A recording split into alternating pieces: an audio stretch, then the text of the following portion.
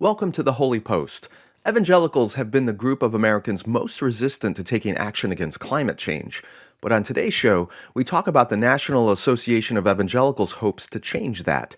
Then my friend Bob Roberts Jr. is back to talk about extremism. For over 20 years, he's built relationships with international terrorist groups. And now he's taking what he's learned and applying it to what he's seen in America, and it's kind of frightening. All of that, plus a pumpkin regatta and tomatoes hit the road.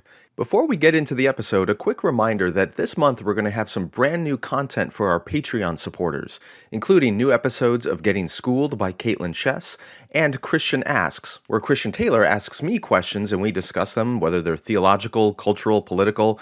It's great content, so I hope if you're not a Patreon subscriber yet, you'll consider signing up and supporting our show and getting all kinds of great bonus material, plus access to our live streams, the Holy Post Book Club, and exclusive merchandise.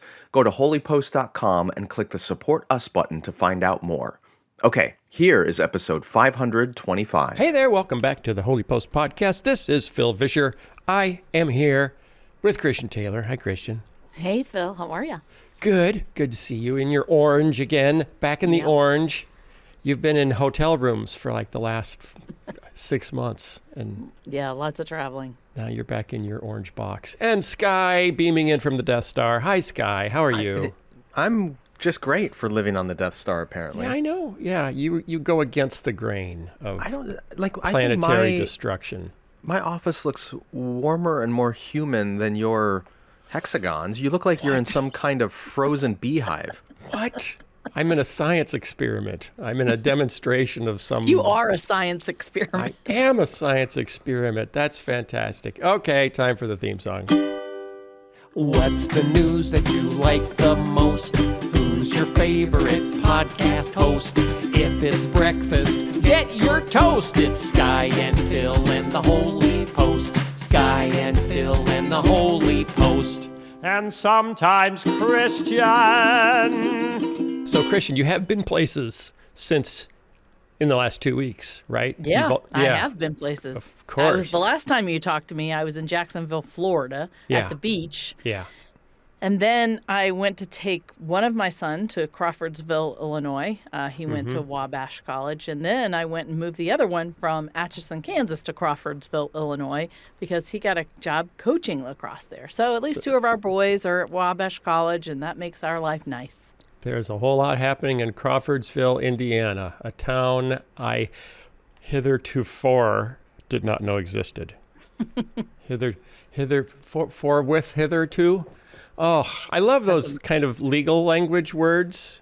Herewith, hither, whether, but they're hard to keep track of. It's just a string of prepositions they put together. Yeah, just little things. Then you make them long. Why and do it they makes you have sound to smart. have a whole bunch of legalese? Right. Why can't they just use regular language? Right. It's kind of like the Latin Mass, you know? At some point, they decided, why are we still doing this in Latin? No one speaks Latin. Let's do it in the local language. And the legal profession has not come to that same conclusion. I am not a lawyer, and I'm totally speculating here, but my guess is because those words are not commonly used, their meanings don't change. So it's easier to use language that's kind of dead because it's understood and its meaning is static. Whereas if you use contemporary language, you just change. made a really compelling argument for the Latin Mass. Yeah, that too. Well, I also think it's probably because sometimes our language can be very imprecise. Yeah. And I think they need precise language. But to your point, Phil, they have to string a whole bunch of things together to even say what they're trying to say. So I don't know. It's the closest we get to speaking German. Just throwing words together into giant words. Okay, I made a couple of mistakes last week. I don't think we did the theme song. I did, didn't I? No. Nope. I didn't do the theme song? No. Are you sure I didn't do the theme song? Yeah. Sure. I remember hearing the theme song. Don't you remember hearing the theme song? I'm sure it's in my... And now it's time for the theme song. Hey everybody, Jason reporting in from the edit here. We definitely did the theme song already, so I don't really know what to do here. So I'm just going to throw it back to the episode right now. Okay, now have I done the theme song, Skye? Yes, you have. Okay, good. Yes. Fantastic. We are free to proceed. But, I made but a wait co- a second here. Yeah, You yeah, what? said Yeah. you made a few mistakes. Yeah. And I don't know how that's possible. I've never known you to make mistakes. Oh, Christian, that's kind of you to say. The irony is he said that while he was in the process of making a mistake. And forgetting Not the theme song. doing the theme song. Yeah, I remembered thinking, and now it's time for the theme song. But then I thought of something else I wanted to say, and so I didn't say that. And then I thought I'd said it because I thought it. I was wrong about the Asian carp. Thank you. Thank you, listeners, for tweeting at me to point out my mistake.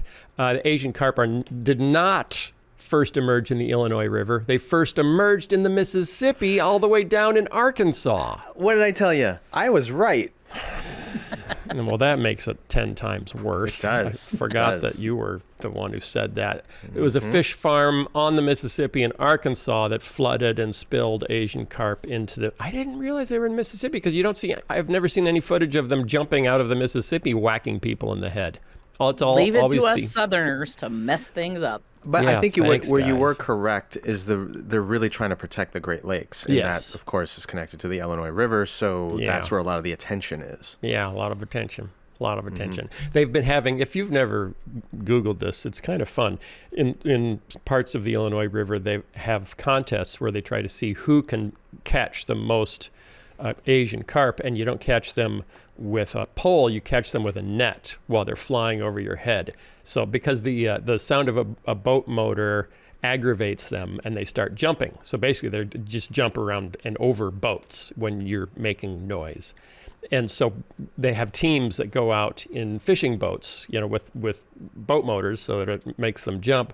And you see them and they're wearing, football helmets and shoulder pads and they're wearing hockey masks and they've got big nets like crazy people on boats, like weird serial killers on boats. And they drive up and down the Illinois River and try to see how many Asian carp they can catch as they fly over their heads. It's worth watching for the entertainment value. Sounds like it.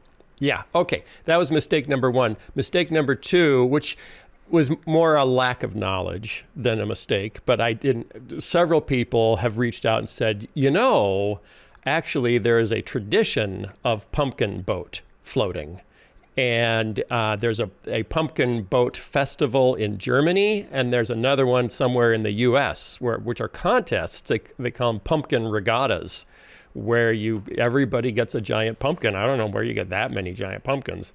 And they try to make a boat out of them and then see who can float the best in their pumpkin ship.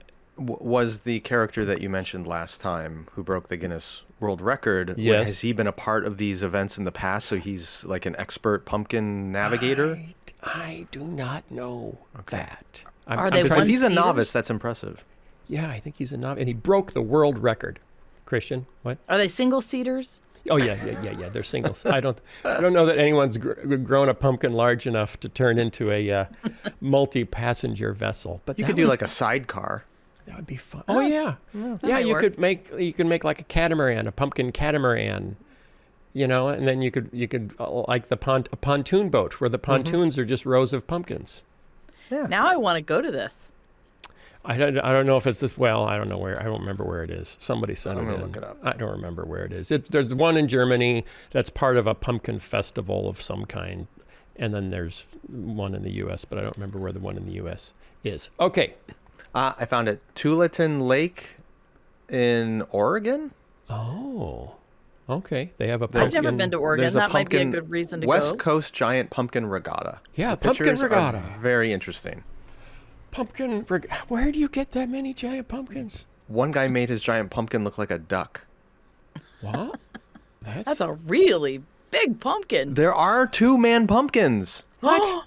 Oh, I'm serious. I'm looking at the picture right now. Everyone has to Google. What did you Google to find it so quickly? I just Googled pumpkin regatta. Pumpkin. Everyone Google pumpkin regatta, and you This will guy- enjoy what Skye is enjoying right now. This guy is dressed like a gnome, and he put a motor on the back of his pumpkin. A motorized pumpkin. See, that's what the Guinness Book of World Records needs to avoid. It's like, how do we know you didn't motorize your pumpkin? You just put a giant pumpkin over a jet ski, and you went 40 miles in 10 minutes. Yeah, at that point, you're risking Asian carp Cheater. jumping in your pumpkin, though. That's true. You could use your Way to pumpkin bring that around, Skye. as an Asian carp catcher. Wow, James and the giant pumpkin will catch carp instead of catching seagulls. And then the carp, you can put little ropes on him, tie him to the pumpkin, and they'll pull him all the way up to the Great Lakes, and he'll break the record for longest. We need an animatic of this. Of that, yes. Christian, I just realized something. What? It looks like you're inside a giant pumpkin. Oh my goodness, it does. I really am. I didn't want to give away the secret. Okay, this is a slow news week. We actually had to record this one just a couple days after we recorded the last one because of Labor Day next week. So I don't have a lot of news. So I'm having fun. I'm kind of having fun today. This is big news. Tomatoes spill onto interstate, causing crashes, quips, and confusion. Did you hear about this? I saw I the actually pictures saw of the that, yeah. picture. Yes, a crash, and this strikes close to home for me. I have a history with tomatoes, actually in more ways than one. Really? A crash. What is that? What's the other way? Yeah. The other way? You want to? Yeah, I assume the first way is somewhat obvious. Obvious. The second way is I grew up in Muscatine, Iowa. In the middle of Muscatine, Iowa was a Heinz ketchup plant, and so every fall there were trucks filled with tomatoes that would drive into. First of all, Heinz ketchup, when they make it, smells terrible. It just makes half the town smell like vinegar. But during harvest season, there would be tomatoes littering the streets because they would bounce and roll off the tops of the trucks. So I have childhood memories of little dead tomatoes strewn across Muscatine, Iowa. Is that what inspired you to create Bob? Oh, totally. No. Yeah. No, not at all. Because Larry came first and Bob came second. And Larry was tall and skinny and he needed a short brown sidekick, and tomato popped into my head. Maybe Of tomato. a complementary color. Yeah, right. Like an orange and a cucumber. That would look weird. That wouldn't work. But red. Then it couldn't be VeggieTales. It'd have to be like produce. Cucumbers and Stories. tomatoes are both fruit, Skye. They're both. Yeah, but they're not. Come on. fruit. No one really thinks of a tomato as a fruit. No, but they're both. Seeds on the inside, Skye. I'm just Seeds saying. on the inside. Okay, but you wouldn't Seeds call on the inside. you wouldn't call it VeggieTales if you had an orange and a cucumber. No, it would be harder. It would be harder. Although I Yeah. was proposing grapes from the get-go because we were going to do the grapes of wrath. Mm-hmm. Yeah. Can I get back to my story? Yeah. Tomatoes on the highway. Yeah, so this is not, it's typical that if you're in an area where trucks go by with a lot of tomatoes in them, that you'll see tomatoes on the roads, which I have in my own childhood seen. This was different. A crash involving a big rig truck caused 150,000 tomatoes to scatter across Interstate 80. That's a lot of tomatoes. That's a lot. That is a boatload of tomatoes. In Vacaville, California. Passing vehicles ground them into a slippery red pulp. So here's the problem. Fist-sized tomatoes covered eastbound lanes of the interstate across a distance of about 200 feet, creating a red mass that seemed to be about 2 feet deep. That's a police officer quoted saying it was about 2 feet deep tomatoes for 200 feet. But it was 5 a.m. and it wasn't light yet. So then cars didn't see them and just drove right through them and started smashing them all over the road, which basically covered the whole highway with tomato paste, which was very slippery. So one car became stuck in the tomato paste and then was hit by another car. Then the tomatoes, and this is where tomatoes can get a bad name, which I'm really upset about. The tomatoes quickly caused a chain reaction of crashes. Another car struck the two vehicles, and then another was sideswiped by yet another swerving car. 7 cars were involved in the tomato pileup. 3 people, including the driver of the truck, had minor injuries, and a 4th was hospitalized with a broken leg. Did they ever determine what caused the initial accident and the spill? The truck hit another car and then swerved and hit the center line. Or hit the median, hit the wall in the middle. Wow. How do you clean that up? You want to know how they cleaned it up? That's a Tell good me. question. Because this is not a part of California that gets snowfall, so it's not like they can just bring out plows and push this stuff out. They had to close I-80 both ways, all lanes. That's an issue in morning rush hour. They came out and they used a scooper like a backhoe to clear the roads, and then they tossed absorbent powder on the lanes, like kitty litter, but not as grainy, they said. They then used street sweepers to clean up the kitty litter that had soaked up the tomato juice. That's like what happened in elementary school when a kid barfed in the hallway. Yeah, same thing. Yeah. Same thing. It's the barf in the hallway plan. Mm-hmm. Except you usually don't need a street sweeper for that because it's not 200 feet of barf 2 feet deep. Or a backhoe. Well, that's unfortunate for the people who had their day disrupted by the spill or got in an accident. I know. The spokesman for the police said he's not sure whether other fruits or vegetables could cause such dangerous conditions. Tomatoes seem to pose a particular hazard because they are soft, squishy, and slippery. You know, it begs the question, why weren't they traveling with some sort of cover on this truck? Like, why wasn't there like a big net? Yeah. Like they have for trash? Because if maybe there we'll was make a rule. Did the truck actually turn over? No, it tipped partway. And the tomatoes came out, and then I think it righted itself. Because, I mean, Christian, your point is a good one. Even if it didn't get in an accident, when you have this open top truck, aren't like birds and other critters getting all into these tomatoes? Pooping on them?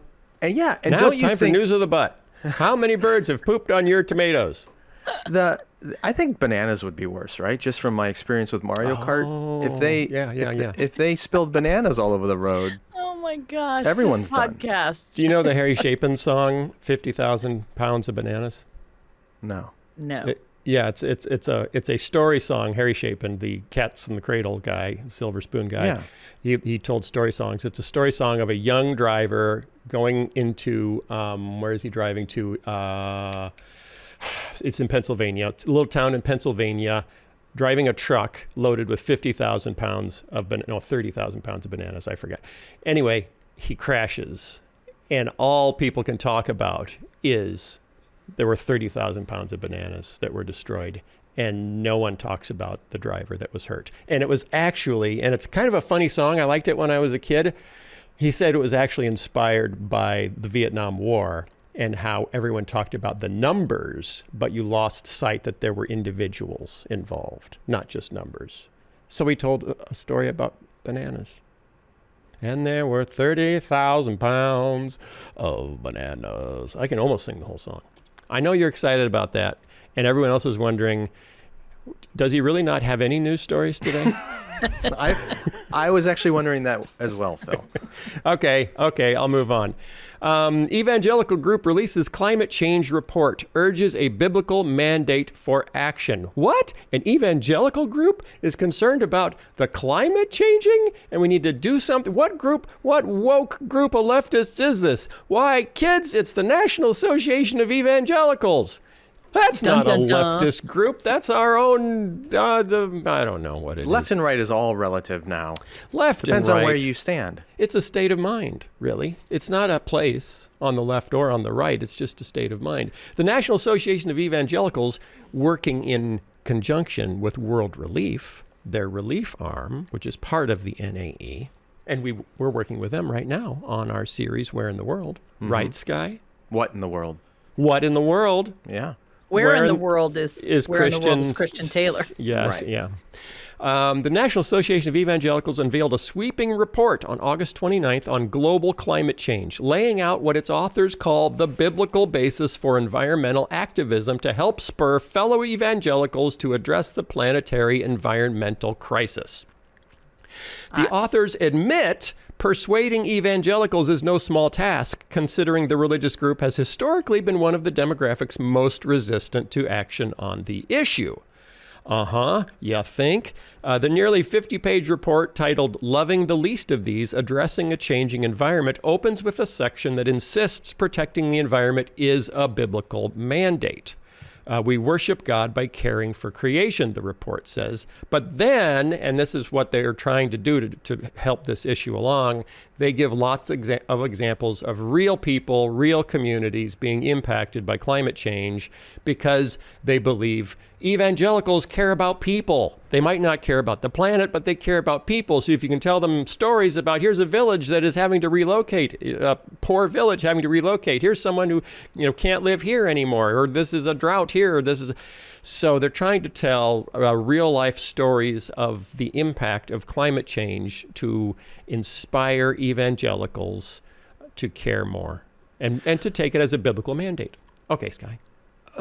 My understanding is this is an update on a document initially penned back in 2011. Yeah, they said something about that.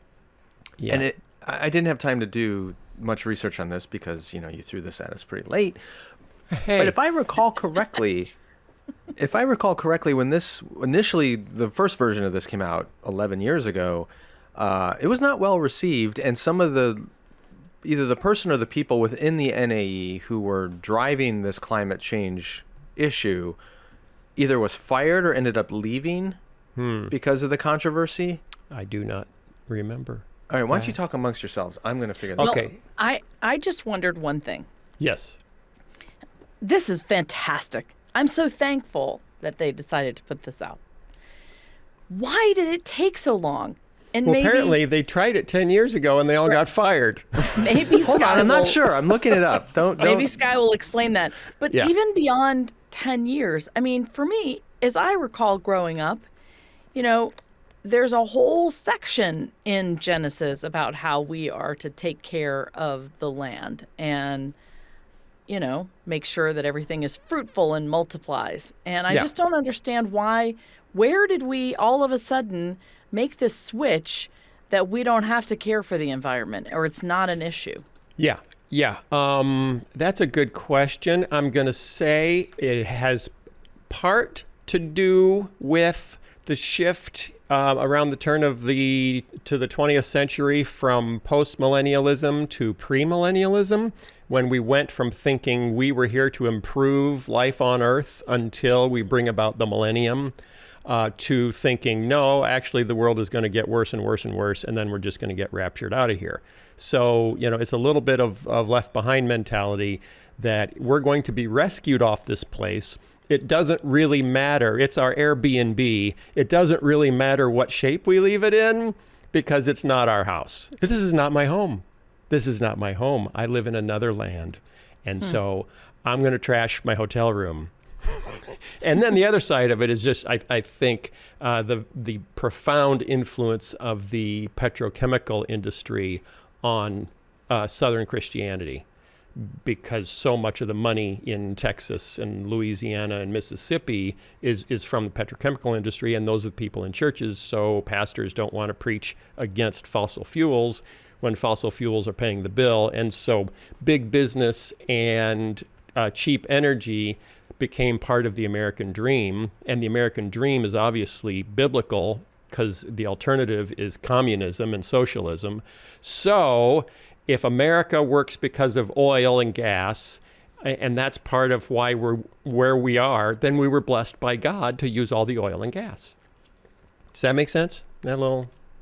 I see how you did that. I just But kind of pulled that out of the air. Yes, it's not very biblical. If you look at the Bible as a whole book and a whole Don't do story, that. No, don't do that. Yeah. Well, Yeah, Skye. so Okay, what'd you find so- out, Skye? Here's what I found out. This is from Christianity Today, March 2nd, 2007. Oh, So this is quite a while ago. This is when Leith Anderson was president of the NAE. Yes, I remember Leith. It says more than 24 evangelical leaders are seeking the ouster of Richard Cizik from the National Association of Evangelicals because of his, quote, relentless campaign against global warming. Yeah, we can't have that. No. So I think Can't what... have that. Yeah, Rich Cizik, I think what ended up happening is them in 2011, they came out with their initial paper about climate change and global warming. And I'm not sure when he eventually left. Was it before or after that came out? But I do recall, yeah, there was some interest within the NAE of actually speaking to the issue of global warming and climate change from a biblical point of view. And that met with an enormous amount of resistance from other evangelical leaders who were more politically aligned with the right.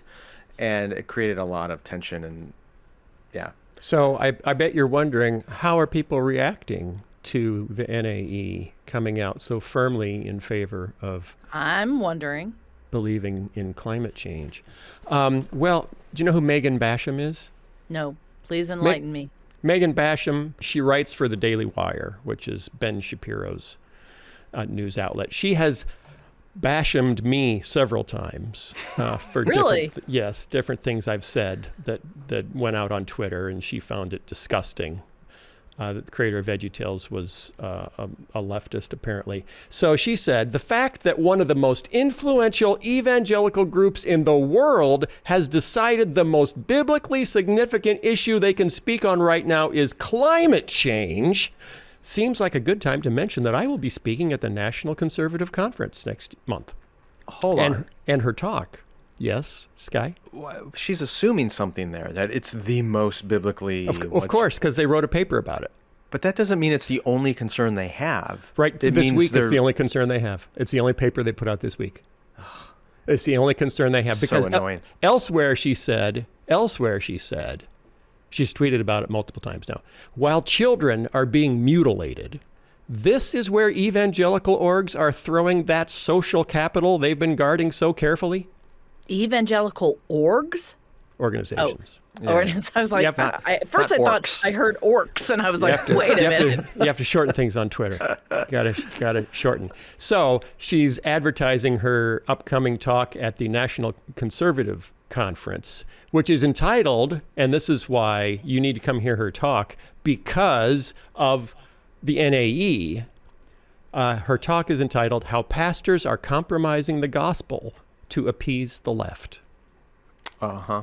So, and that's Wow. what the NAE is doing. They're compromising the gospel to appease, Barack Obama and his leftists. Well, how about the other side of the coin, which is someone is twisting the gospel to pacify the right? Oh, Christian. How about this? If you take her Yes. own argument against her, if she believes that the most urgent and pressing issue is that children are being slaughtered, then why is she No. Mutilated. mutilated? She's talking about transgender surgery. Fine, whatever. That's the biggest issue in the world right Fine. now, as far Then as the why Bible isn't is talking concerned. about that? She's talking about I'm sure leftist she's talking pastors about it all the time. Oh, that's a good question. Why isn't she doing Right? that? Yeah, she thinks the biggest issue right now is pastors compromising the gospel to appease the left. The Christian Post jumped in and published an op-ed, actually from a guy in India, an op-ed written by a guy in India about how fossil fuels have always been the key to lifting people out of poverty. And so if you abandon fossil fuels and go with this, quote unquote green energy, you're stranding billions of people in poverty. Is that what you want? So it's actually biblical to support fossil fuels because it's good for the poor. Okay, discuss. He's correct and he's incorrect at the same time. Mm-hmm. Okay. It's like saying throughout most of history, the way people were mobile was by walking. And if you don't let people walk, you're going to strand them where they are without conveniently ignoring the fact that the automobile has been invented or the bicycle has been invented. Like, yes, throughout most of history, fossil fuels have been critical to advancing cultures and civilizations and industrializing them. But now we have other ways of generating electricity which are not detrimental to the environment. And there's parts of the developing world that don't have telephone lines because they emerged directly into the cellular era and they bypassed telephone lines to go directly to cell towers. Okay. Does that mean we were inhibiting their communication power because we didn't begin with telephone lines? If there's a developing country that can go directly to renewable energies, wind power, solar, whatever it might be, and bypass burning of fossil fuels, that's good for everyone. So just because it's the way that power has historically been generated doesn't mean that that's how it must always go in the future. Okay, Well, I see and your point, Christian. I have a question, and maybe this is just my lack of knowledge, but I understand that people don't want us, to get rid of fossil fuels because of the jobs, etc. But if we just shift to another renewable energy, more jobs are going to be created. I mean, let's say we took away fossil fuels altogether and everything was renewable energy sources. We are still going to need people to work. People can still find jobs. Yeah, it's not always a one-to-one exchange, though. Ford just laid off 3,000 people, partly because they're shifting their focus to building electric cars, and electric cars are simpler. Right. When you don't need internal combustion engines, you actually don't need as many people to build the cars, which may be less moot when so much is being automated anyway. I think you're going to lose more factory workers continually due to automation than to changing from internal combustion engines to electric motors, which are wonderfully simple and low maintenance. And so to say, so we don't want that because it will employ more people if we keep making the complex things that break down all the time. The other factor is historically fossil fuels are less expensive than renewable energies. It's cheaper to get oil or coal or something like that than it is solar. But won't that change? Won't it? It is changing. It is changing. The cost is coming down. So, it is something to consider. But what people often ignore, though, is what's the cost to poorer communities if you don't move to renewable energies. If we continue to burn fossil fuels at the same rate, it's disproportionately poor communities that will be affected by famine, by flooding, by natural disasters and climate change. There is a cost to doing nothing. Huge cost. There is probably a coming mass migration due to climate change that will primarily affect very poor people in very low-lying areas or sub-Saharan Africa, where you simply cannot live in big chunks of where we currently live. I read an interesting article that was trying to map out where people will likely move to over the next 100 years to escape climate change. As growing food has to shift north and south away from the equator. And since 2/3 of the land on Earth is in the northern hemisphere, a factoid I was not aware of, but thinking about my globe, it does kind of make sense. More people are going to have to move north than move south, like to get way down in Chile. And they said from roughly Michigan up into Canada will probably be the new sweet spot, like Minnesota, Michigan, and then up a big chunk of Canada that currently is almost entirely uninhabited. In fact, they said Canada could basically hold the whole world, but that's, it probably won't happen. So I think we're all moving to Canada. Interesting. And away from the coasts and away from areas that will become either too dry to sustain life or too hot to sustain life. You're saying I should invest in real estate in Winnipeg? Yes. Now is a good time. Yes. Approximately a third of India is going to move to Winnipeg. I just want to know where I can find my beaches. If I'm up there, where am I going to find my beaches? Yeah, I know. Doesn't Canada have more coastline than any other country in the world? I think it does. I don't know. I think it does. But some of it, we're still waiting for the ice to melt so that we can go swimming. But it will. It's happening. A couple years. It's happening. Okay, how much time do we have left? Hey, we're doing pretty good. It's 30 minutes. Should we stop early and give everybody a shorter show? Because I do have one more story that was kind of an emergency to throw in, which I thought was kind of interesting. I do. Back to the climate change thing, though, to see people trying to build biblical arguments for hanging on to the very things that are making the climate change. To try to, it's for the poor. We have to hang on to fossil fuels for the poor. It's interesting because what we talked about for the last couple of weeks is how, in many ways, the policy goals became scripture.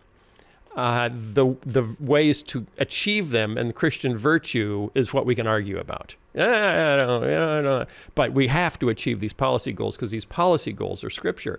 And opposing climate change, the sort of green economy that liberals want is one of those things that's become scripture in many cases. So we have to figure out how to oppose it and pull in Bible verses to help us do so.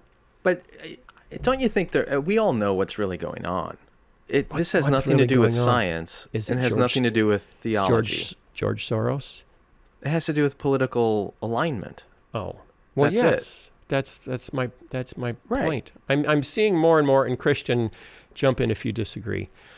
I'm seeing more and more how the religious right and that movement in the 80s was really about making America more conservative, not making it more Christian. Well, they I were think- seen as synonymous. Yeah, but I also think Only that, by the people that were promoting that point of view. Well, yeah, of course. yeah, and I think I don't think it was a malicious thing. I think it was an absolute unconscious thing because, during that time in that movement, there was just this weird feeling at the time among us all, young Republicans, that it's the same thing I've heard now, that Ronald Reagan was God's man for the moment. And this was our time as Christians in this weird, it was the same time as Frank Peretti, same time as Left Behind, all of that. You just felt like this big Christian / Republican / goodwill feeling all coming together. And, there was like new stuff happening with Israel. I mean, there was like these prophecies and this feeling that as Christians, God was coming and we were part of this new wave. And I don't know, it's hard to explain, but the Christianity and the Republicanism were one big ball. And okay. Go 4 years earlier. We felt that way about Carter when he was elected. He was the first born-again president. He was a Southern Baptist. He was one of us. He's in the White House. We have access to power now. This is going to be great. Why did the religious right turn on Carter? He was a Democrat. No, that's not why. Why did they turn on Democrats? Why did they turn on Democrats? Why did they turn on Carter? Do you know why they turned on Carter? What was the event that made 5 key leaders, including Dobson and LaHaye and I think Falwell, get together and invite Ronald Reagan to come speak when he was candidating for president? What was the event that happened? Was it to do with abortion? No. Then I don't know. Jimmy Carter held a conference on the family. Dobson was coming. Everybody was coming to Jimmy Carter's conference on the family, but Jimmy Carter invited women's libbers to come as well and represent the gay rights point of view. And Dobson and the others were so angry that they boycotted the conference and had their own conference and invited Reagan to speak. I did not know that bit of history. Yeah. Huh. So the fact that the gay rights movement was going to be given a seat at the table by the born-again Christian in the White House meant that he had to go. We're done with this guy. Wow. Well, all I remember in my little Christian Republican Southern bubble was that, he was a Democrat and a liberal and he wasn't very smart. And so he wasn't the man for us. Well, he was in 76. Yeah. So the question is, what happened between 76 and 79? I guess that's the answer. Okay. Do we have a guest, Skye? We do. We All do. We right. do. What did we learn today, Skye? What do you think we learned today? Anything about tomatoes? Anything about pumpkins? They're slippery. Yeah, we learned a lot about Tomatoes are slippery. produce. Pumpkins are buoyant and apparently grow to boat size more frequently than I thought. Mm-hmm. And part of the evangelical world is actually going to embrace climate science. And then we'll have to see what the rest of the evangelical world does in response. Well, okay, last thing on that before we Okay. go, since we have a few minutes. Yeah, we do. We're the old thing about if a tree falls in the woods and no one's there to hear it, does it make a sound? Yes. The NAE putting out this document about climate change in evangelicals. Are evangelicals still following the NAE?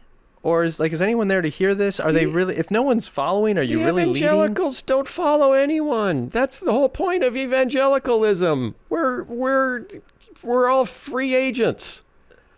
Well, we've talked about this so many times in recent years that evangelical is far more a political identity now than a spiritual or religious identity. Right. And NAE historically, Billy Graham and Carl Henry and all the other Leith Anderson, whatever, it doesn't quite have the cachet it did in the past because NAE has maintained its biblical and orthodox moorings.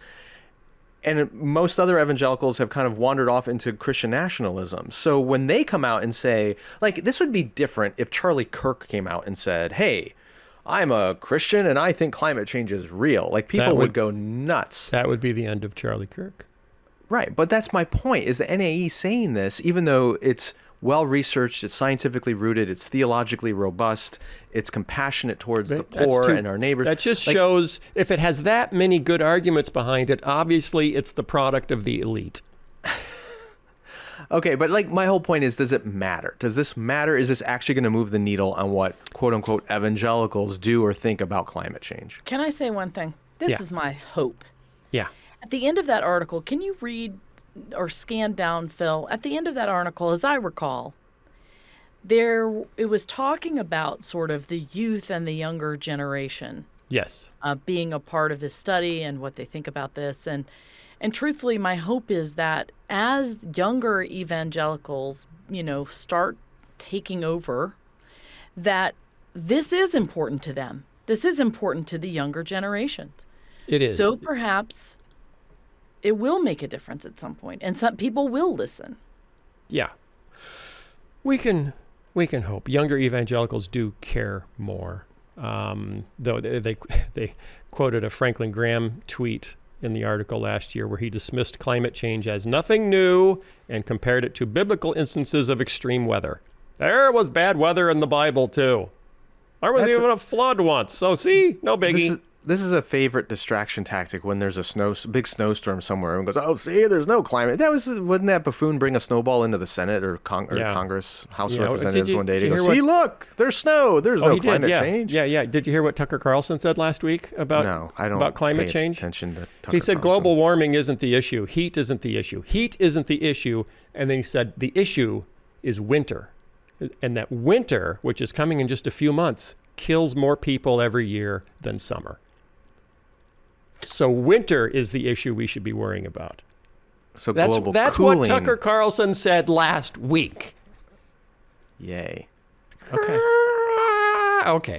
I think it's, I'm happy that Megan Basham's the NAE, because it means she's tweeting about the NAE, which means her followers are saying, wait, what's the NAE? Is that even a thing? And then they at least know it exists, and they at least know there are some evangelical voices somewhere saying, hey, let's try to be reasonable, thoughtful people. So your argument is there's no such thing as bad press. Yeah, that's what I'm saying. Wouldn't you be excited, Phil or Christian, to discover that one day your name was a verb? Like, I can't believe I've been vishered. I've been vishered.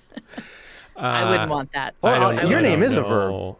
Christian. Yes. I mean, to be tailored. I mean, we get tailored all the time, but that's good. Or to be Christian to someone. I don't want to be Robert Bork.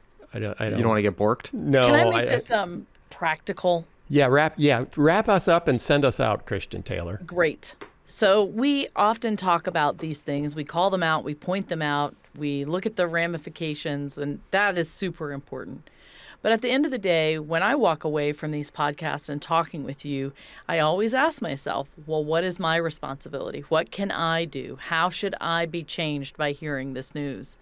And, I'm walking away from this today realizing that I do need to double up my prayer efforts. We need to, I think, again, I've said this before, lament sort of these ways that we've treated the planet and God's creation in the past. I think that we need to continue to pray that, the truth will be revealed about how we should care for one another well. We should care for God's creation well, and that's part of our biblical mandate. So, that's what I'm walking away with. And practically, I also think it means supporting leaders, corporations, and others who are making responsible decisions or advocating for responsible policies around these issues. So it is one of those things where there seems to be little the individual can do, but a lot we could collectively do, which means supporting those who are leading collective efforts rather than trying to undermine them or condemn them. And we can share this article with our friends. Maybe every evangelical we know needs to read this article, and then people will know what the NAE is. What I would love to sit down and have a conversation with Megan Basham and say, how many years ago did the Vatican make a statement about global warming? And was that a pastor compromising the gospel to appease the left? And can I just point out that particularly in the global South, Many priests are the leftists. That's kind of where some of our leftism came from, was from Catholic priests in the global South. So, the notion that for a pastor to promote any idea that is popular with people that aren't Republicans is a compromise of the gospel is a wildly American-centric view of the gospel and of politics. Okay, thank you. Preach it, brother. I'm done now. I'm going to get into my pumpkin, and I'm going to float downstream with 150,000 tomatoes. There were 150,000 tomatoes. Thank you, Harry Chapin. Thank you, Skye. Thank you, Christian Taylor, beaming live from inside your giant pumpkin. And we will see you all next week. Bye. Bye, everybody. The Holy Post podcast is funded by listeners like you who support us on Patreon. This episode is also supported by Abide, the #1 Christian meditation app. Stop doom scrolling on your phone. More bad news and toxic social media isn't the answer if you're trying to live a peace-filled life as a follower of Jesus. We need tools to relax our brains. That's why lots of people are turning to meditation apps. But what are you meditating on? Fill your mind with the Bible with the Abide meditation app. Abide users report less stress, lower levels of anxiety and depression, and better sleep. For a limited time, Holy Post listeners will get 25% off a premium subscription when you text Holy Post to 22433. Abide's meditations start at 2 minutes long. That's easy. They cover topics like overcoming anxiety, managing stress, addiction and recovery, finding forgiveness, and more. And at the end of the day, find deep rest with Abide's bedtime stories. Based on the Bible, they're great for kids and adults alike. Get started now with 25% off a premium subscription by texting Holy Post to 22433. You'll get additional stories and meditations, premium music, soothing sounds, and more. Support this show and get 25% off by texting Holy Post to 22433. Do you remember those Dos Equis beer commercials with the most interesting man in the world? That's kind of how I feel about Bob Roberts Jr. I call him the most interesting evangelical in the world because every time I talk to him, he's off to somewhere else, whether it's Vietnam or Sudan, or he's talking to somebody at the State Department or the Islamic World Forum or the United Nations. He has shared his table with tribal leaders in Afghanistan and terrorist groups in the Middle East. He is all over the place doing all kinds of crazy things. And all the while, he's the senior global pastor at Northwood Church in Texas. He's not exactly your typical Baptist preacher from the South. And that's what I love about Bob Roberts Jr. He's been on the show a couple times before. You can go back and listen to our conversations in episode 172 and 456. Today, Bob is with me to talk about extremism. As I already said, he's engaged with extremists around the world, and he's learned a lot about how they operate, how they think, and how extremism takes hold of otherwise ordinary people. And he's taken that knowledge and he's applying it now to what he's seen in the United States. And frankly, it's kind of scary. So my conversation with him talks about what the church is supposed to do in this moment when we are seeing extreme views taking root in our own congregations among our own family members. For those of you who'd like to follow Bob's work a little bit more closely, I recommend checking out his podcast, Bold Love. You can also, of course, go to his church website, that's Northwood Church in Texas, and he's also the founder of GlocalNet, a nonprofit dedicated to mobilizing the church for transformation in the public square. Okay, here is my conversation with Bob Roberts Jr. Bob Roberts Jr., welcome back to the Holy Post. Skye, I'm excited to be with you. Are you happy today? I am happy today. I just got back into town last night from Arizona after almost a week, and I see you on Twitter. You're just back in town from gallivanting around. It's like, where in the world is Waldo? It's where in the world is Bob Roberts Jr.? You're always somewhere. Where have you just come back from? I was in Greece, and then I was in D.C., and I'm about to head to Pakistan, and then over to Sudan, and then I'm going to come back and go to East Texas, and God only knows where else. You always got something up your sleeve. Okay, I've called you the most interesting evangelical in the world because of the life you lead and the relationships you have and the good work you're doing. One of the things that's been on my mind is, since I'm assuming the late 90s, you've been involved with Muslim communities, both in the U.S. and internationally. After 9/11 and all the fear around extremism in certain segments of Islam, you just waded right into those waters and befriended people who were in some of those communities trying to figure out what was going on. You've learned a lot about what extremism looks like in those settings. What has that taught you about the new kind of disturbing extremism that we're seeing in America, and not just among religious minorities, but among Christians? What are you applying from your 20 years of work with Muslims that you're seeing in America now? We're in trouble. We are in serious trouble. Well, And I'm here's sure the thing. everyone's thrilled with the good news you're bringing. Hey, that's me. Optimistic, Yeah. positive Bob. We're in deeper waters than people realize. You're right. 25 years ago, I began to work with Muslims, and I would go around the Middle East, and my relationship was with the Muslims, and they were trying to bring down the tenor of Islamic extremism. And so what they were trying to do is, this is Bob Roberts. He's an evangelical. He believes Jesus is the only way, but he still loves us, and he's our friend. And so we don't need to paint evangelicals with one brush, that they hate us and they want to fight us and they view us as the enemy. They don't want to do a new crusade. So I'd go around the world. And I remember on 2 or 3 different occasions, we'd be listening to loudspeakers on the Friday Juma prayers when the imam would be preaching. And the imam one time told me, he said, "Bob, do you know what he's saying? He's literally saying America is evil. It's the great Satan. Christians are horrible." And he's trashing Christianity. And he's giving all of this hate speech. Skye, it happens right here in Dallas, Texas. There are people on national TV that get in their pulpit and they say horrible things about Islam. Now, I don't agree with Islam. I don't. I believe Jesus is the only way.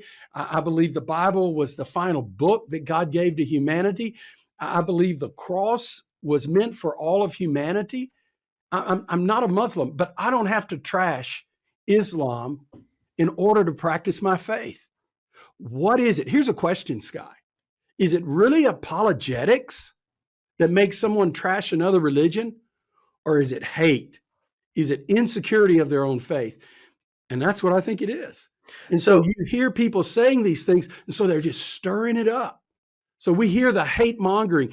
It's taking place right now. And Skye, here's what's scary. There's a predictable pattern to it. Because the hate mongering of the imams, dude, that started in the 40s and the 50s and the 60s. And the scary thing about extremism and terrorism, it takes about 40 years to really get it going. And we're following that pattern. We've bought into a political ideology, just like Muslim extremists did. And as a result of that, we've had to push it, hype it, pump it up. And we have worked people up into this frenzy.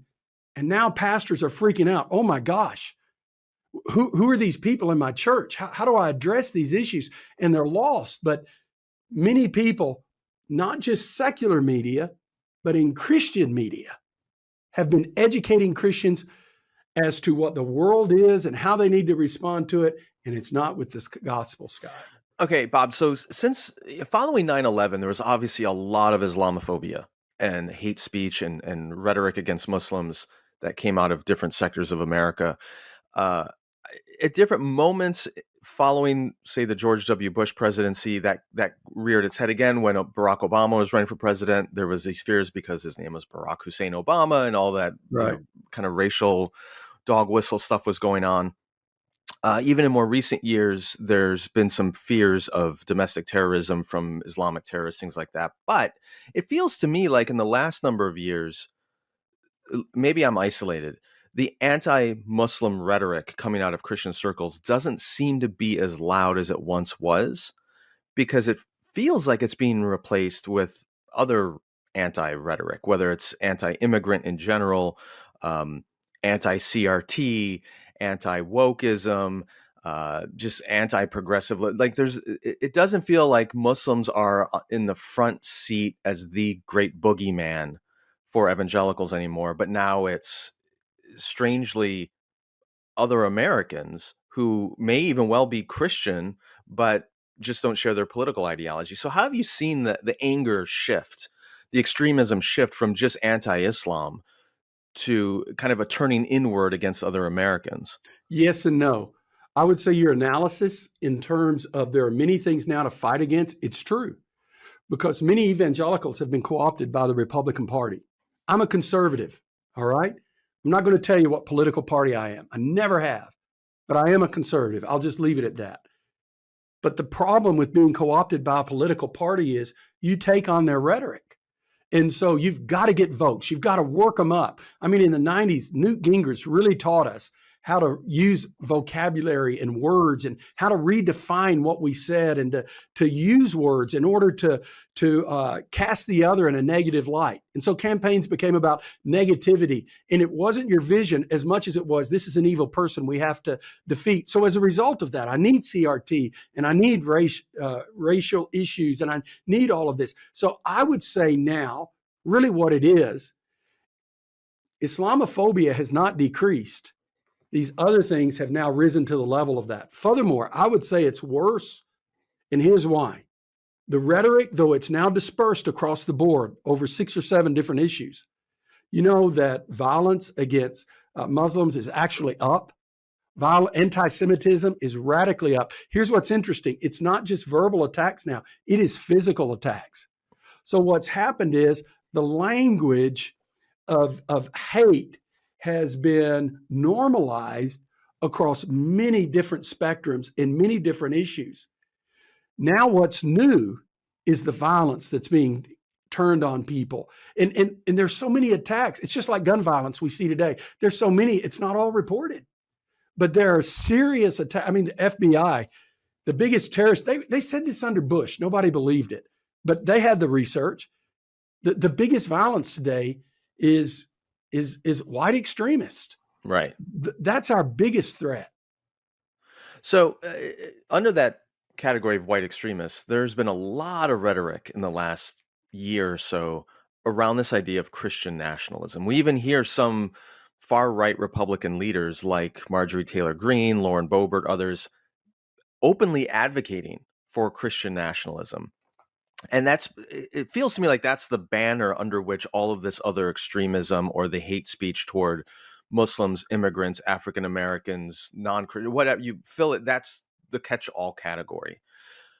How do you define Christian nationalism, and what are you telling your people in your church or in your community about the dangers you see in that movement?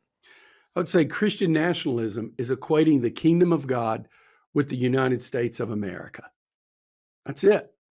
And I think the kingdom of God has to come first. And if it doesn't, and if it doesn't take precedent, and if you can't allow people to be in your church unless they're one political party, one race, one cultural background, then you've lost the gospel.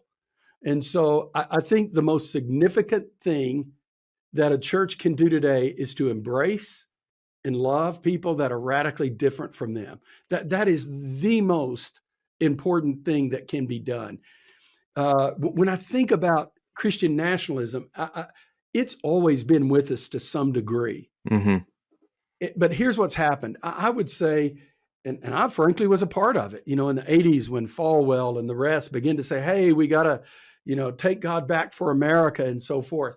What was happening is that was tied to a political party. It began to be normalized. And the result is it gradually happened. I work with a group of people that deal with Islamic extremists around the world, terrorists.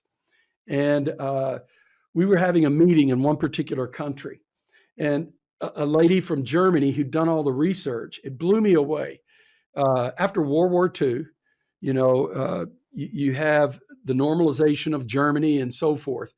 But in the 80s and 90s, you had German nationalists begin to make a new appearance, and you see it in bumper stickers and so forth. And now there's a political party. So there's no longer any need for bumper stickers or extremists. There's literally a political party in Germany. Here's what she found out. All of the places where that party is strong are the exact same places where Hitler was elected and what put him into power. So after the war, her contention was that what happened was everybody just went silent. No one dealt with it. And I think what happened is it was gradually happened to a Skye to the extreme that we have today. So now everybody is throwing their hands up. Evangelical pastors. I mean, when you talk to them privately, some that won't say it publicly are very concerned privately because they have, listen, are you aware, Skye, that 30% of people in evangelical churches now believe in some parts of QAnon? That's scary. And so what's happened is it's been so gradual, and we thought we could just be quiet and it would go away. They were nutcases. Well, the problem is it's been normalized. So it doesn't matter your position on the election and these kinds of things. The fact that it was okay in the minds of many Americans that you could storm the Capitol with guns, with violence, with crosses, with Christian music and pray is crazy. I mean, regardless of what you think about the election, you're going to tell me violence was okay for that? I don't think so. But there was a poll that just came out last week. Micah Free sent it to me. And it basically 25% of Americans said assassination of a political opponent was okay if it was good for the country. And here's what's in Democrats and Republican, just 1% off. Think about that. So we are being driven by extremists on the far right and extremists on the far left. And so normal people, what do? And the church thinks it can just silence its way out of this. Well, so that's my question is I don't disagree with the stats you're throwing out there. We're seeing it. Our media is being driven by those extreme voices because they get clicks and they get eyeballs, they get attention, they make money for the people behind those media outlets, whether online or on television. So all the economic and media forces are driving this extremism, no doubt. The algorithms. Here's the question. What is the church's call in the midst of that? That's the question. So here's what I think you're going to have to do. Whether you want to or not, you're going to have to address it. You have to. There's a lot of church leaders who feel like I can't. I'm going to get driven out by my own people if I bring this up. It's a distraction from the gospel. I don't want to get political, and so I've heard pastors say, well, yeah, I'm preaching about humility and kindness and loving your neighbor and all that. And people will apply that to the political realm as well, I'm sure. I just don't want to do it directly. They're wrong. We've been inundated. I went to Fuller Seminary. I studied under Peter Wagner and Chuck Kraft and all of those guys. The goal was to grow the church. I remember Schuler telling a group of us, stay away from the controversial pulpit. And we've done it. And we've grown these big churches, but we can't challenge them morally or culture. We can talk about personal sin and they love it. Don't sleep around, don't screw around, don't get drunk, don't do all this kind of stuff. But it's fine to hate Muslims, and it's fine to know black people just need to suck it up and, nobody helped me. And if they just be tougher, they could make it. We've got some serious issues, some cultural sin we've allowed to fester, and it's killing us. So here's my answer to your questions. 6 things. Are you ready, Skye? Six things. All right. Everyone get your pad of paper out and write this down. I'm a Presbyterian pastor here. Number one, we have to realize Christian nationalism is a rejection of the gospel. It's not just, I've got to focus on the gospel. You don't have a gospel with Christian nationalism. Hey, Israel was the only nation that God ever created to show his glory, to show other nations what it would look like, good and bad. If they followed him, it was good. This is what it looked like. If they didn't, Jesus was the Messiah, not just for the Jews, but for the whole of humanity. And so as the Messiah, if we're Christian nationalists, we're shrinking it down to us. What are we doing to the passages in Philippians where it says, think of others better than yourself? Second thing we do, we're going to have to live by fear and anxiety. We're constantly looking for a boogeyman, CRT, something else we've got to argue with. Wouldn't it be cool if Tony Evans' sermon on kingdom would be sufficient? But it's not. Third, we've got to put ourselves first. It's me, and I'm this person who's guarding American culture and American history. Fourth, hate becomes the lens through which we see others. They're a threat to us. I've got to fight them. I've got to destroy them. Fifth, you're living by an earthly kingdom, not the kingdom of God. I mean, think about it. All of these people in church history where the gospel has spread, it didn't happen through Christian nationalism. China probably has the largest church in the world today. It didn't happen from Christian nationalism in China. India has probably the second largest church in the world. Didn't happen through Christian nationalism there. The early church didn't take off through Christian nationalism. And then I think that the other thing that we have to do, we have to realize the sixth and final thing is we're going to have to forget the least of these. Because the whole essence of the gospel is you matter to God. And I'm not going to kill you for the sake of the gospel. I'm going to give my life for the sake of the gospel. We've reversed it. I've got to protect God. God is in trouble, and man, Right. I don't take these people out, they're going to do away with Jesus. Yeah, and the irony of that is it reveals how, first of all, idolatrous and weak our vision of God is, if that's our attitude toward. Okay, of these 6 things you just laid out really quickly, it feels to me like at the root of it all is that second thing you mentioned. It's fear. There's so much fear in so much of the evangelical American subculture. And if that's the foundation from which we're building, then the rest of this all is going to flow out of that. So do you see it similarly? Is that what needs to be uprooted in our churches and by our pastors and with a clearer vision of Christ and the gospel?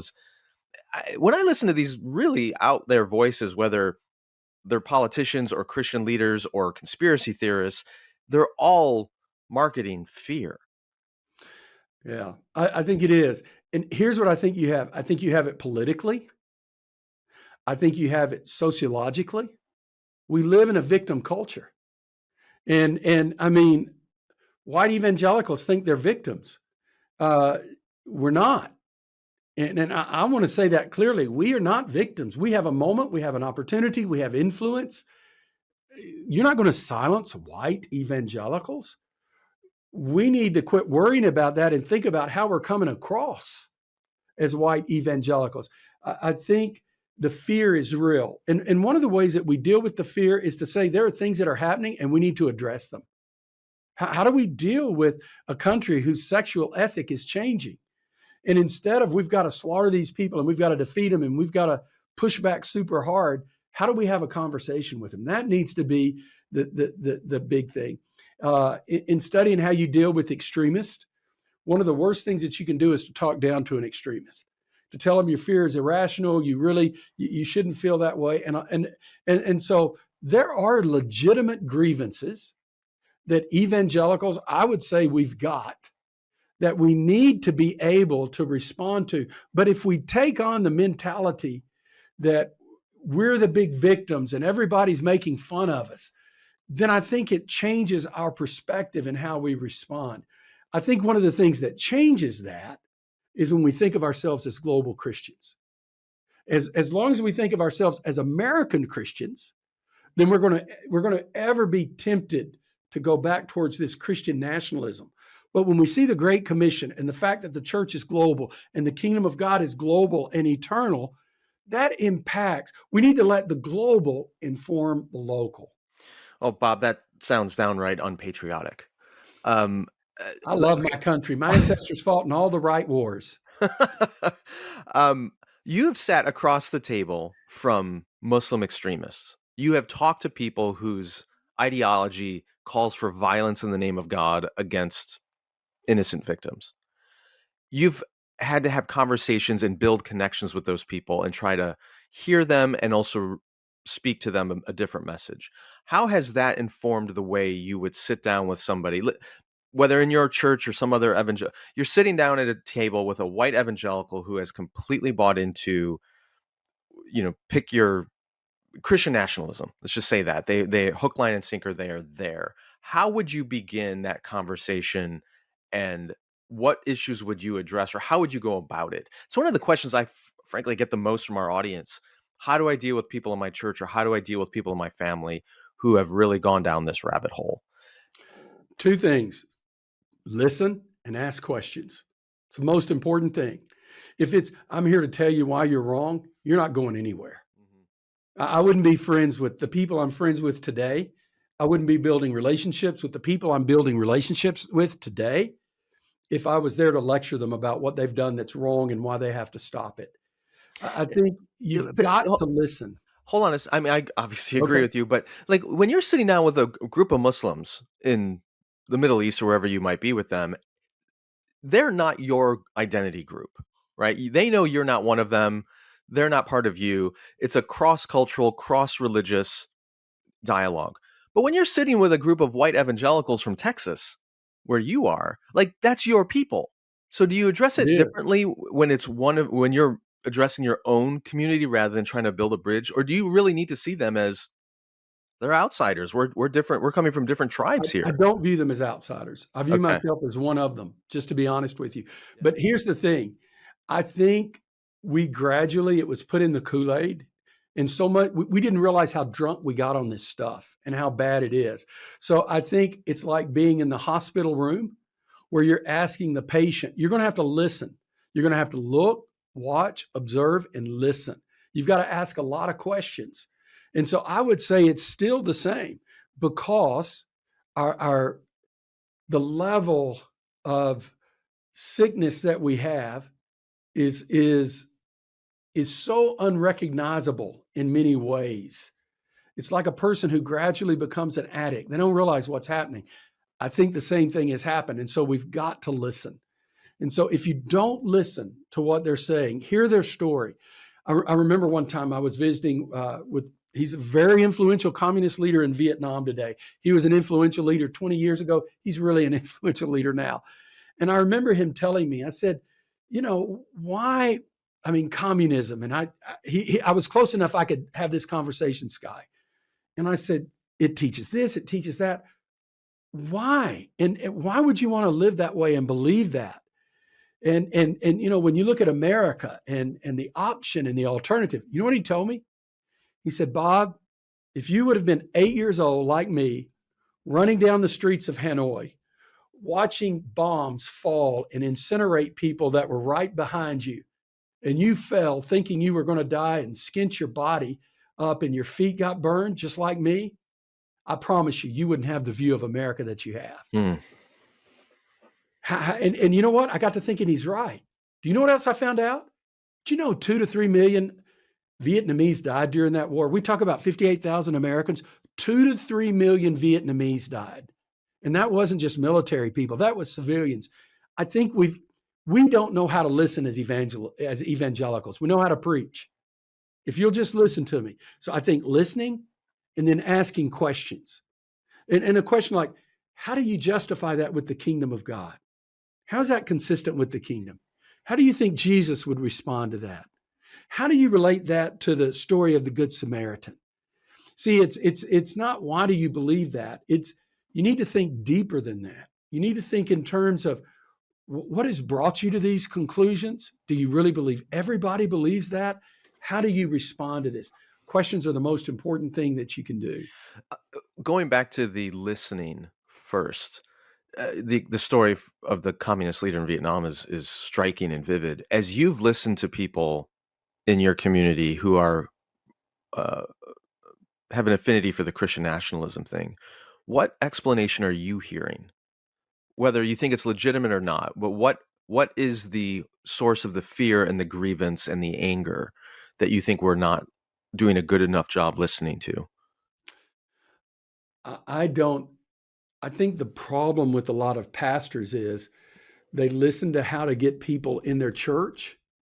They listen to the culture at the point of how do I market Christianity? Pastors failed to listen to the culture about what was going on in the broader public square of Christians as a whole, in politics, in government. They looked at the Falwells and some of the far right people as being more extremist. And so they just ignored them. They thought nobody's going to buy into this stuff. They were wrong. The listening most pastors failed to do was to the broader culture. Mm-hmm. They listened to people to get people inside the doors. They failed to ask the question, what is a follower of Jesus and how is he different from anything else? Because historically, there's always been times when we've had to push back on Christian nationalists. It's not new. And here's the thing. Is America exceptional? Yeah, it is. Ask a Vietnamese communist. Is it because of exceptionalism? I don't think so. It's exceptional. Are there Christian principles that are present in our country? I do believe that there are Christian principles that Christians have brought into this country, and that's a positive thing. But when we try to make this out like this is the new Israel, we're going backwards. And so I think what we need to listen to, I think pastors have to listen to the broader culture. I mean, who was the guy who said, I hold the Bible in one hand and the newspaper in the other? Was that Karl Barth? I started to say it, but I wasn't sure. And I know a lot of evangelicals don't like Bart. He's going to die and go to hell, or probably he's already there. But I'm just teasing. I don't know where Bart is. My point, though, is this. We have to look at it in terms of what's going on and how do I speak to these issues. So 20 years ago, more than 20 years ago, is when I started preaching regularly as a pastor, 2002. And I was young and idealistic. And then I had this moment where a woman came to meet with me in my office on a Monday morning because she was upset with something I had said Sunday in my sermon. And to her credit, she actually came and talked to me about it, right? So many people don't. And so I applaud her courage to coming directly to me and grateful for this. But as we were talking about her issue with my message, she brought up the fact that something I had said contradicted something that she had heard on Christian radio. And what was implied in her critique was the preacher or the voice on the radio is clearly more authoritative than I was because they were on the radio. And I was just this young pastor in her local church, despite the fact that she knew me, I knew her, we knew each other's families. Like there was a pastoral relationship there, didn't matter because the voice on the radio was more authoritative in her life than her local pastor or church was. And that was a light bulb moment for me, an aha moment, because it was when I finally realized, oh, wait a minute. Even the people in my own church are having their lives shaped far more by what they're hearing in Christian media than what they're hearing in our own pulpit. Yeah. So to that end, I mean, I agree with you. Pastors need to be listening. They need to be asking good questions. They need to be confronting these various, these 6 things that you outlined in the extremism that's taking root in our churches. But what do we do about the fact that people are being shaped deeply by Christian media, secular media, political media, and those are the main conduits of this toxicity and the extremism and the Christian nationalism? Well, number one, I would preach about it. I really would. But I wouldn't do a sermon series on Christian nationalism. I'd probably do a sermon series on who's your God and who is Jesus and what was the essence of the Sermon on the Mount. Now, here's what's cool. I'm a Baptist. And if you go back to Baptist roots, we're very congregational driven, and we're also big religious liberty people. Yeah, Roger We Williams. believe in freedom of conscience. We believe in soul competency, something called the priesthood of the believer. What American culture has done, we've turned this celebrity pastor stuff. We took the church growth movement, and that is infiltrated to a large degree. And I would say some of the same principles have been used on Christian media. Now, the difference is they went after a different target. They went after a more conservative, a more rigid target. And that was what was going to build their audiences. So I think there's several things that we have to do. I think we have to preach and say, what does the gospel teach? And I did always talk about politics, saying, I would tell them, you're never going to hear me endorse candidates from the pulpit. I'm a pastor. I never put a sign in my yard supporting any political candidate, because here's the thing, Skye, I wanted to pastor Democrats and Republicans and libertarians, and I wanted to pastor them all. And the moment I do that, I've just segmented myself. And I would tell them that. I'd say, now here's the principles I live by.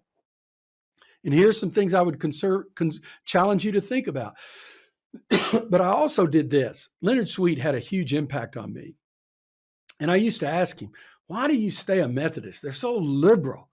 And I remember him telling me, Skye, he said, I'm a missionary to my own people, Bob. Mm-hmm. I want there to be Christian evangelical Democrats. I want them to speak and challenge the Democratic Party at points of abortion and pro-life and other things. And if all the Christians are in the Republican Party, what is that? I want there to be some evangelical Republicans that are challenging the Republican Party at the point of immigration and refugees and people that are suffering around the world. So I think you're going to have people in all of those political parties that should be lights to the gospel about what it means. So I think how you preach and how you talk about that. So I've literally preached that from the pulpit, what I just said to you. And so how can we be light in that? One third thing I would say real quick. I think having small groups, conversations, civil civil discourse, teaching your people how to talk and disagree, having small groups where you're talking about different issues. One of the best things we did on racial issues was to get people together of different races in our church, and we'd have dialogue about it. What's good, what's bad, what works, what doesn't work, what's going on there. And can I tell you one other thing? And I want to get this in because I know we're limited on time. If we don't deal with this quickly, and I don't know, I'm going to be honest with you. I think it's probably too late. But if we don't, we've got a very dark future in front of us. There are people who've done the research on extremism.